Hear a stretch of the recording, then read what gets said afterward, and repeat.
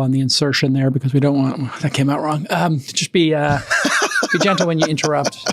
God, there's your cold open. Yeah, at least if you did it incorrectly, it'll be quick. Okay, here we go. In 3, 2. Let your winners ride. Rain Man David Sack. And instead, we open source it to the fans, and they've just gone crazy with it. Love you, West. Queen of Quinoa. All right, everybody. Welcome to the All In Podcast. As many of you know, this podcast has gotten quite popular over the last 2 years, typically in the top 10 or 20 each week. And we talk about politics. We've got a big following in DC. And why are you calling me self-absorbed, Chamath? I mean, listen to how your co-host opens his show. Calm down, everybody. It's okay. Yeah, go And as part of that, our ongoing discussions about politics and presidential candidates has resonated in particular communities. And today, we are lucky enough to have one of the top presidential hopefuls in the 2024 election joining us, Robert Kennedy Jr.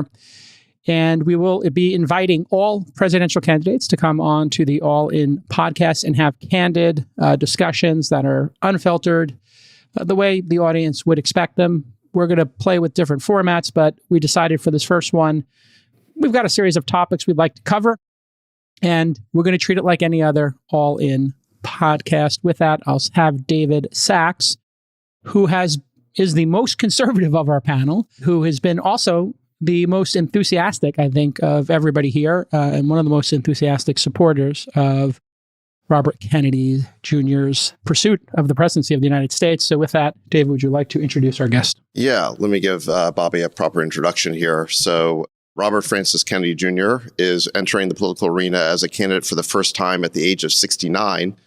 But it's perhaps no exaggeration to say that he was destined for the mission he is now pursuing. He is the nephew of President John F. Kennedy and the son of Attorney General and Senator Robert F. Kennedy. When Bobby was 14, his dad was running for president on a platform of civil rights, civil liberties, lifting Americans out of poverty and opposing the Vietnam War. He had just won the California primary when he was tragically assassinated. RFK Jr. graduated from Harvard and the University of Virginia Law School and became an environmental lawyer who aggressively litigated against corporate polluters and government agencies that were failing to regulate them. He has always put the health and safety of the American people at the forefront of his activism, and this has made him controversial at times as he has questioned the safety of some pharmaceutical products and also criticized COVID restrictions during the pandemic. For this, the mainstream media has tried to paint him as a, quote, conspiracy theorist. But given that so many conspiracy theories about COVID have been vindicated, Tablet Magazine wrote, quote, at this point, the fact that Robert F. Kennedy is the country's leading conspiracy theorist alone qualifies him to be president.